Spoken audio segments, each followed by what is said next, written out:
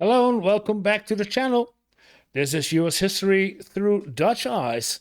My name is Joanne and I'm a regular Dutchman. And I often wonder, why is there such a big gap in how Europe and the United States understand each other? What is missing in either the American history is taught or European history about America is taught, that we have this gap? And I dive into the history of the United States and to find some clues of where did it go wrong, quote, quote. Where do we differ in opinion as I from the Netherlands and Europe versus what happens in the United States? And if you want to find out together with me, then you like and subscribe, because then we can make this channel grow and we can create more understanding between the differences between USA and the Netherlands or Europe in general. And today I'm going to react to a deadly snowball fight that changed history, also known as the Boston Massacre, and that is from the channel of the History Underground, and it is the History Traveler episode 257. Wow. So link to the original video is in the description, and I start as usual with subscribe and like, and let's see how this Boston Massacre changed the history. I already know, because of the previous video, of all the things that happened about the Tea Party, and this was a part of it, in the road to the independence and into the Civil War of the United States. So let's see what this deadly snowball fight has to say. Let's go to the reaction view and go. Well, if you've watched this channel for any amount of time now, you know that we have visited spots of historic interest all over the world. As far as World War II, we've been to the beaches of Normandy and to the Ardennes Forest, and to the Pacific, to like Saipan and Guam and Tinian. As far as the Civil War goes, we've been to Antietam and Gettysburg and a number of other battlefields. But one big gap on this channel has been the American Revolution. So today we are in the city of Boston, which is kind of the epicenter of where all of the trouble started for the American Revolution. And right here is the old State House, where a bloody snowball fight was going to serve as the spark for a revolution that was going to change the world. Boston, the Freedom Trial.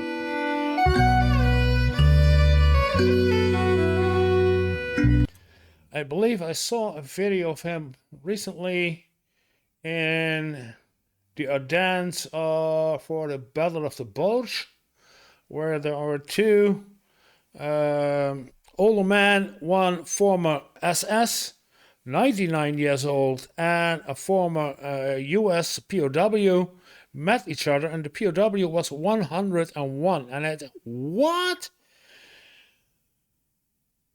Yeah, I believe it was the same guy. I recognize his face, but I'm not sure. But if it's about history traveling around Europe, then he will also have been there. Gettysburg.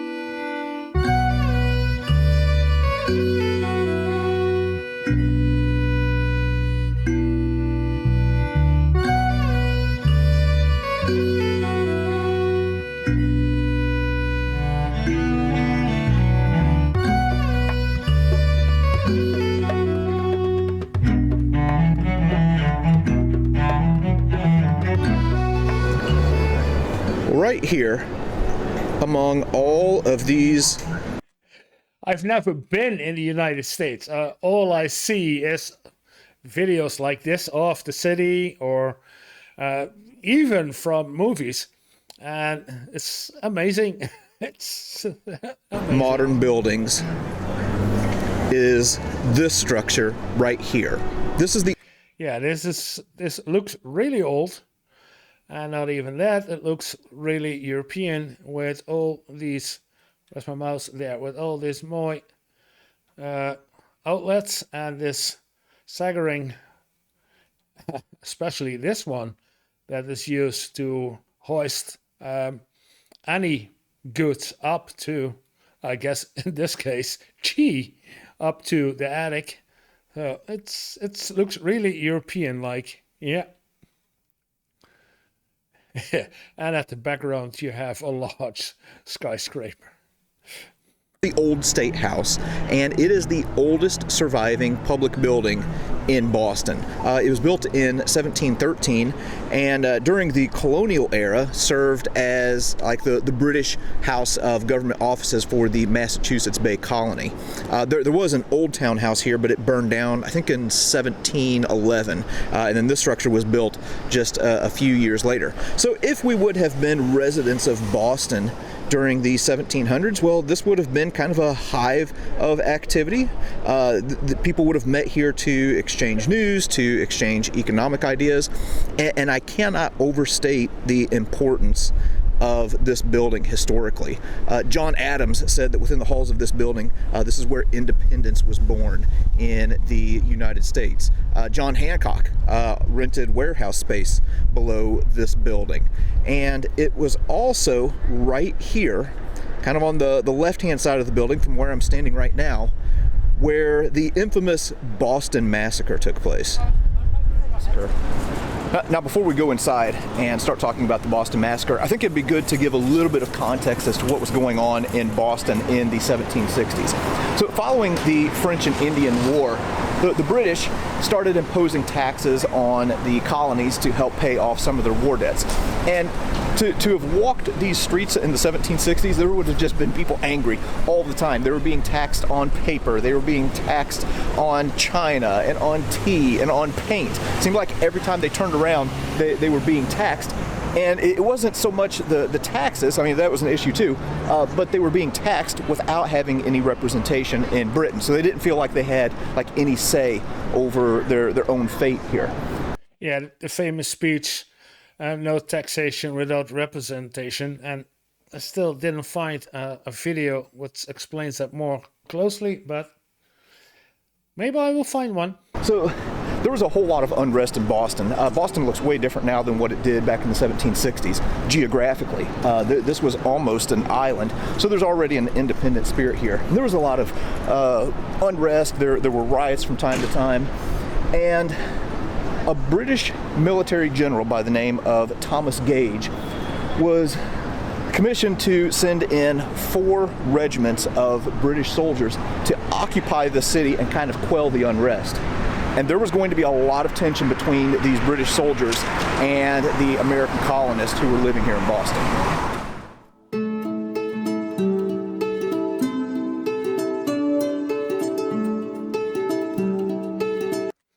Wow, this one looks nice too. What was this? The other side or the back side of the same building?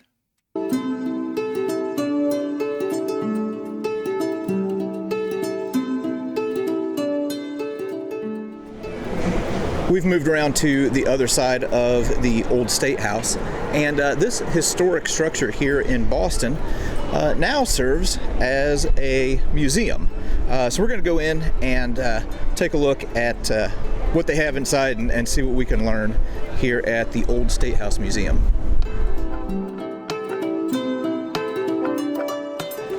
All right, so just now making our way into the museum here. And here in the museum, they've transformed this space to interpret the transition.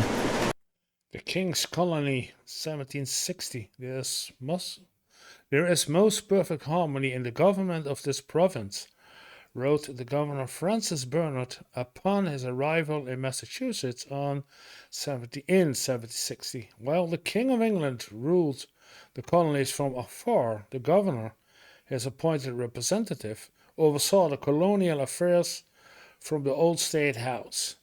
The building served both as colonial capital and as the commercial center of thriving Port Boston. From colony to independent country. So we're in the old state house, which, as I said, was the seat of government for the British in this colony. And looks like they have a few artifacts here. This is a speaker's desk. Looks like it was made by a cabinet maker named Benjamin Frothingham, and was made for the House of Representatives. And then here is an inkstand from the Representatives Hall. Yeah, fascinating. If we want a breakdown of some of the major players in the drama here in Boston, well, they have an information panel here telling about some of the principal characters. Okay, so one of them would be John Hancock. He's some of you might know him well for his signature on the Declaration of Independence. He was a wealthy merchant here in Boston, and was really a close associate of Sam Adams. The British are going to apprehend one of his ships called the Liberty, which is going to cause quite a stir. This here is John Adams, who would later go on to become president, was a lawyer, tried a lot of very important cases. This one right here is James Otis Jr. So if you've heard the phrase taxation without representation, he is the one who coined that phrase. And then here we have one of the big troublemakers here in Boston, Samuel Adams. He is going to really emerge as one of the principal leaders of the Sons of Liberty, and is going to do much to lead a lot of resistance against the British. And this guy right here, you may or may not know, this is Thomas Hutchison. He served... I won't recognize them, not all. I hope you guys do. I doubt it, but yeah, okay. His name is there, Thomas Hutchinson. As the governor in this area, and was a British loyalist. And he is going to come into sharp conflict with a lot of these colonials on several different occasions. As a matter of fact, he's going to have a lot of his property destroyed by those angry colonials. Now, this is pretty interesting. I mentioned the Stamp Act, which was a tax that was levied on the people in the colonies that was very, very unpopular.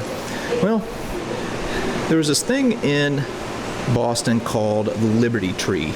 On August 14th of 1765, a bunch of angry colonials had an effigy of a man named Andrew Oliver, who was a stamp collector, and they hung his effigy from this tree.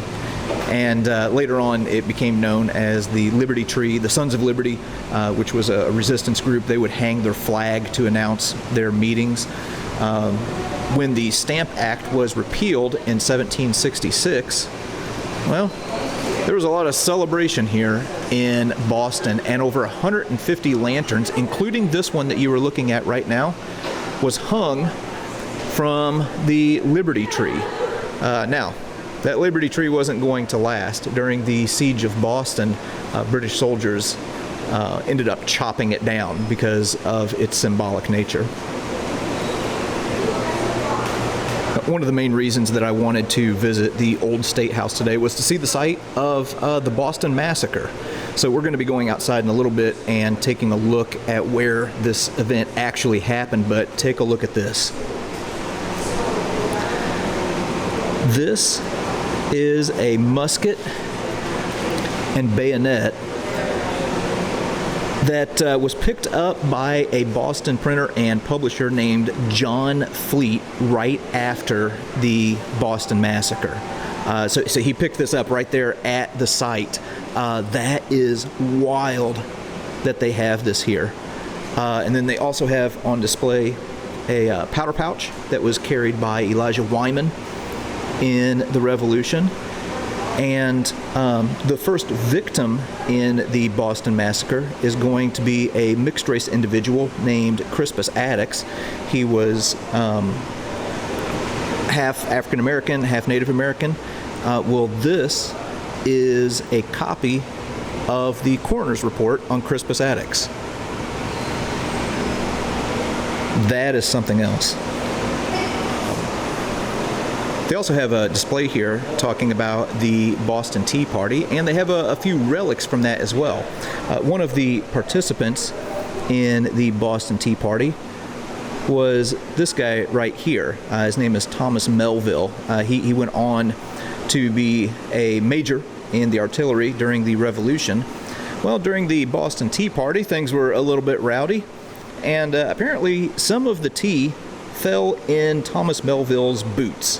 And he ended up, when he, I guess, shook out his boots later that night, collected some of it and put it in a jar or this little flask as a keepsake. Here is hat that belonged to Thomas Melville. And also over here, close by, we have the site of the Battle of Bunker Hill. Well, here's a musket that was found at Bunker Hill, as well as a cannonball and this sword. Yeah, pretty dang cool. Now take a look at this. Now this is some of the belongings of John Hancock. Now if we look at this coat here, this coat is a reproduction. The original is in dark storage, but they took the exact measurements and you actually used 18th century techniques to reproduce this coat. And something interesting that we can learn from this is that John Hancock, probably standing around 6 feet tall. Now, what is original in here are these documents. So this is a bill of exchange that was drawn up by John Hancock in 1774, and there we see that famous bold signature. And down here, well, this is a letter of congratulations to John Hancock on becoming the governor of Massachusetts in November of 1780. This was on behalf of the people of Boston.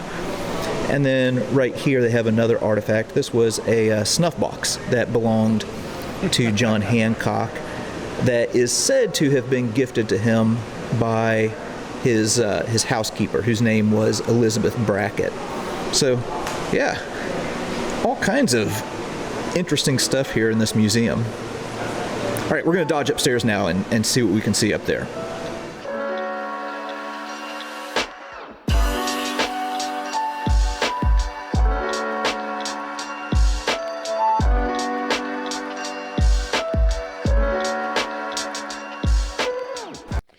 All collected from those years and preserved, obviously.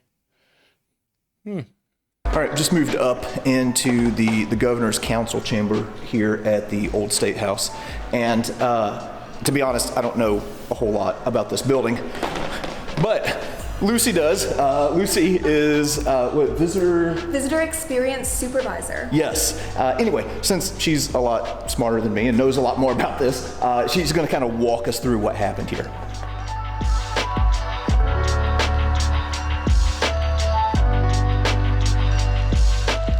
God save the king. Hello, England. So we're standing in what was probably the most important building in colonial Boston. This is the townhouse, as it would have been called back then. But pretty naturally, Massachusetts was not a town. But now it is called the State House, and of course Massachusetts wasn't quite a state back then either. In fact, it was a colony of Great Britain. And this was the seat of colonial legislature, this building right here. In fact, we're standing in the governor's council chamber here. This is where the king-appointed governor and his 28 council members would have met. 28. Sounds democratic. on a pretty regular basis to make decisions about the colony and proclamations off of our balcony over here.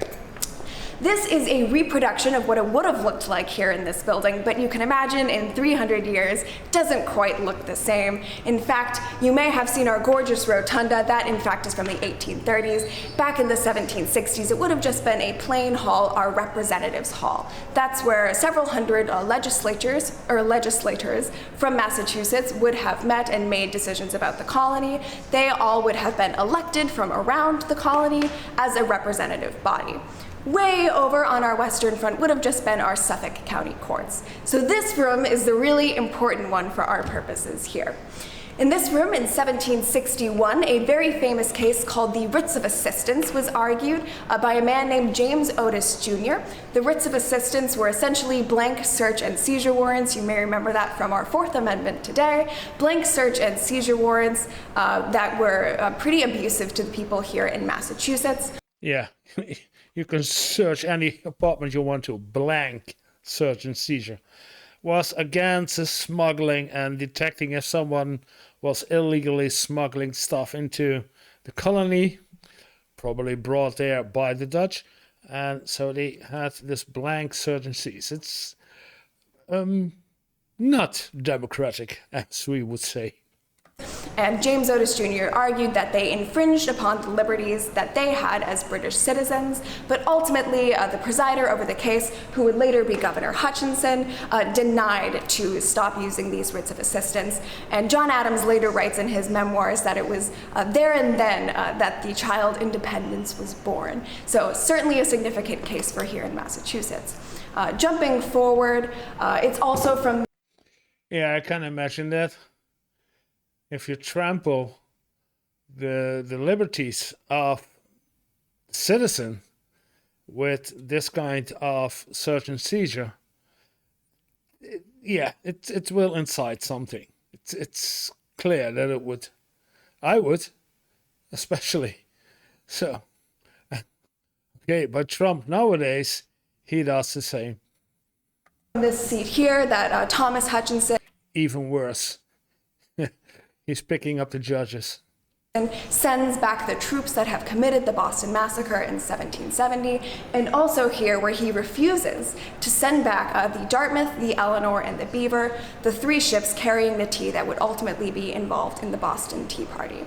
About 200 years after that, we actually have Queen Elizabeth come and speak off of this balcony as well in 1976 for the bicentennial anniversary of the United States. And she says, "I think if the patriots like Sam Adams and Paul Revere would have seen a British monarch standing off of this balcony and being so well received, they would have been a little bit surprised.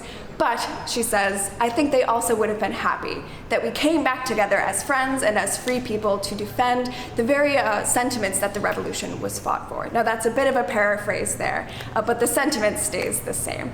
So this building is significant in Boston's colonial history, but also keeps that significance up as we move forward into the 20th and 21st centuries. There's something else in this room that is really historically significant that I want to point out. And it's this balcony right here. Now, it's locked up, so we can't go out there. But it's from this spot right here where the royal governor would come out and speak to the people on behalf of the king. So royal decrees and things like that would be read from this very spot. Well, this balcony took on a different role on July 18th of 1776. It was from right here that a man named Thomas Crafts read the Declaration of Independence to the people of Boston for the very first time. As I mentioned earlier, one of the things that the colonists were really taking issue with was the taxes and the lack of representation that they had in England. And if you look at this engraving, well, it shows 5 people who have obviously tarred and feathered a customs agent. and they're forcing him to drink tea. And here you can see they're standing underneath the Tree of Liberty, and upside down it says Stamp Act. There's a noose up there on the branch, and you can see people throwing tea off of the ship in the background. Okay, so this kind of gives you a little bit of an idea of just the I guess the temperature in Boston, how things were during this period of time. And to be fair, I can understand from the British point of view why they would send 4 regiments of infantry to try and quell the unrest here in Boston. Yeah, but on the other hand, Britain started the war without doing the war, just paying the Prussian to do the war, and they cost them a lot. And they gained all the colonies of the French in return of all of this. So you shouldn't tax your citizens that harsh for something that you did on your own. Again, taxation without representation.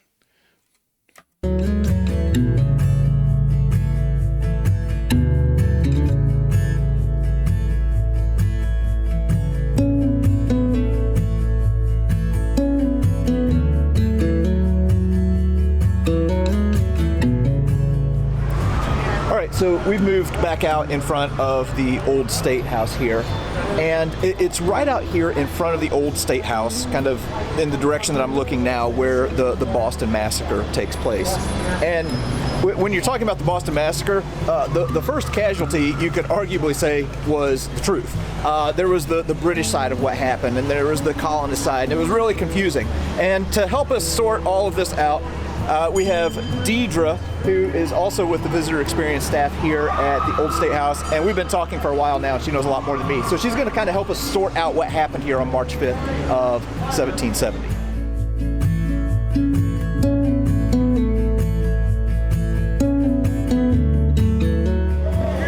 And just for a moment, imagine that you're one of the citizens of Boston. And it's the night of March 5th, and people are coming out in droves, and they are angry. I mean, we're looking at the verge of a riot here in Boston. Well, somebody went and got the governor, Thomas Hutchison. He actually came out and stood on this balcony and addressed the crowd. And paraphrasing, said that he lived and died by the law, let the law work its course. Well, that kind of pacifies the crowd. It doesn't make everything better, but at least helps. And something else right here, if you look, they have a marker here that says site of the Boston Massacre. Well, this is not the actual site, so it's a little bit deceptive. The actual site of the Boston Massacre is just down the road a little bit, kind of where the sweet green is. So there are some artist depictions of what happened here afterward, that were made afterward. There's an engraving by Paul Revere, and there's a big old bus. And anyway, in that artist depiction, you can see the old State House in the background. Now, the marker was originally right out here, kind of by this manhole, but it's kind of inconvenient to have a marker in the middle of the street, and you might have people going out there trying to get a picture and get, have something unfortunate happen to them. And anyway, the marker was moved right here. So a few symbolic things. There's a 5-point star that represents the 5 people who were killed, and then you can see there are like 11 spokes that are coming out. Those denote the 11 shots that were fired by the British. 11 shots, 5 people killed. In those days, with muskets, great shot. Right here, in front of the old State House. Okay. So the Boston Massacre on March 5th, 1770 happened right out here in the intersection of what was called King Street back in the 1700s. This whole area, along with the old State House, was the center of town. and there's a teenage boy named Edward Garrick who enters the scene. And he's just hanging around. We had a lot of teenage boys, and they like to hang around the intersection here.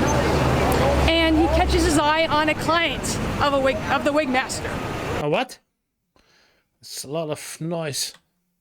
And he catches his eye on a client of the wig master. And this client, he believes, never paid the wig master's bill. And he calls him out to it. You did not pay my wig master's bill. You are no gentleman. And that soldier didn't do anything. He walks away. Well, Edward Garrick sees another man within his regiment, the regiment of the 29th Regiment of Foot, Hugh White, guarding the customs house. Now today the customs house isn't where the Boston Massacre marker is presently in front of the old State House. The customs house was right just down here where the Sweet Green is today. And so Edward Garrick approaches him and says, that man is no gentleman, you are no gentleman, there's no gentleman amongst your regiment. Again, this is what's reportedly happened, what people testified later on. And so they have an exchange, it's a heated exchange, and Hugh White clunks the kid with the butt of his musket. And this child goes down and screams out, reportedly, this man's trying to murder me, this man's trying to murder me. Oh, wow. Yeah, okay. Whack! To a kid. Kid goes down. Okay. And people see what's going on, hear what's going on, and make their way in front of the customs house. Reportedly later on, the mob starts to grow and grow. People are bringing objects with them, like clubs, sticks, canes, maybe even muskets. People start throwing things at the sentry because they're upset what happened to this teenage boy. Well, eventually, the grenadier on guard, doing his routine, sees what's going on and gets Captain Thomas Preston. Now, Preston is just around the corner here at the headquarters of the 29th Regiment of Foot, and that grenadier alerts him to what's going on and commands him to get 6 additional grenadier men. Grenadiers. Not riflemen, grenadier-men, grenadiers. Okay. They're told to fix their bayonets and go march and rescue the sentry, Hugh White. Fix the bayonets and then go in. Well, that captain follows them, which is not normal protocol, so they make their way through the crowd and create a semicircle in front of the custom house to protect Hugh White, and their bayonets are fixed at the crowd. Those colonists are goading these soldiers to fire, reportedly saying, dare if you fire, why don't you fire, something to that effect. The crowd, and the reason why they can't get Hugh White, and that's why the soldiers were there in the first place, to extract Hugh White, to get him out of there, the crowd kind of convenes on them. So they're squishing and compacting the soldiers against the customs house. So again, imagine that They're pushing them in against the wall. And when a man is with the back against the wall, not good. you're one of the Bostonians here on the night of March 5th. And right here, instead of a Sweet Green and a Bank of America building, well, there is a customs house. And this guy, Hugh White, has been basically pinned right here and has this crowd around him, and the scene is chaotic. It's dark. There are no gas lights, and again, we're just down the street from the old State House, and right out here, this crowd is getting even more and more aggressive. Now, a lot of people will say that it was a snowball fight that started this, and that's only really half true, because a snowball fight implies that there are people throwing snowballs back and forth. Yeah, that's what I thought. We have it about a deadly snowball fight. So what I was thinking was somebody throw one or more snowballs to the military, and the military react with fire, and they shot, and that's what triggers the massacre. I'm curious if this is what I thought really is the truth. Really, it's the colonials. Or part of the truth, or is part of the story as told by. Who are pelting the soldiers with really whatever they can pick up and throw. And somewhere in the whole mix, a British soldier who is, surrounding Hugh White and trying to get him out, whether somebody threw something and hit him or whether he just accidentally pulled the trigger, something right here in approximately this spot, a guy by the name of Edward Montgomery fires the first shot that kills an Afro-Indigenous man named Crispus Attucks. Okay. By accident? Again. Montgomery, in approximately this spot, a guy by the name of Edward Montgomery fires the first shot that spot the trigger. Somebody threw something and hit him or whether he just accidentally pulled the trigger, something right here in approximately this spot, a guy by the name of Edward Montgomery fires the first shot that kills an Afro-Indigenous man named Crispus Attucks. And then there's a whole lot of shouting. The captain, a guy by the name of Thomas Preston, shouts something. He said that he had told him, why are you shooting, or something to that effect. Some people said that he ordered him to fire. And anyway, there's another volley of shots that ring out, and 4 others are going to be killed. Samuel Gray and James Caldwell. James Caldwell was hit twice. Yeah, from close range. Then you're certainly going to kill somebody, even with a musket. Are both hit and killed. And then Samuel Maverick and Patrick Carr are mortally wounded. And there's an additional 6 who are hit and wounded right here in this very spot. But they had fixed bayonets.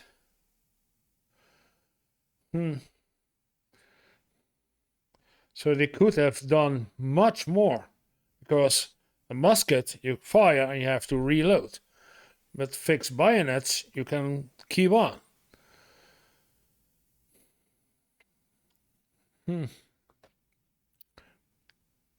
Maybe a warning shot went wrong and then the people reacted.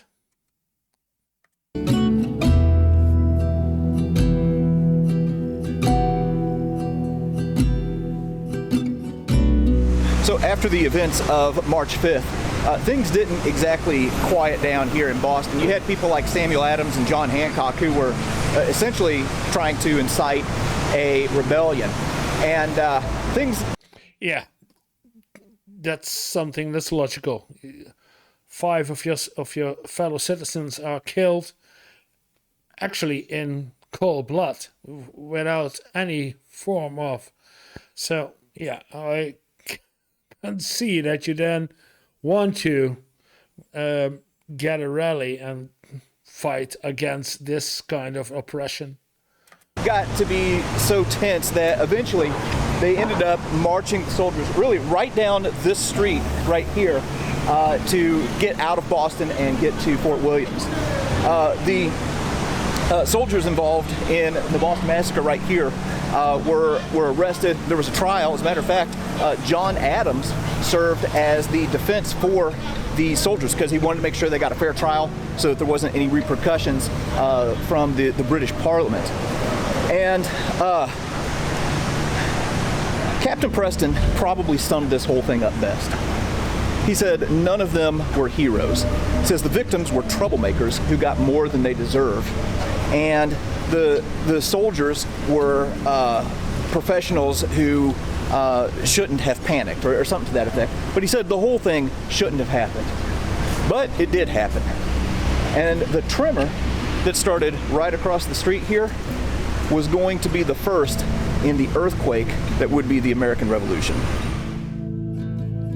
Yeah, okay. That's what we're going to look at for the next, the American Revolution. Now that I know what inside this and what happened with the colonies, it's time to move on. Nope.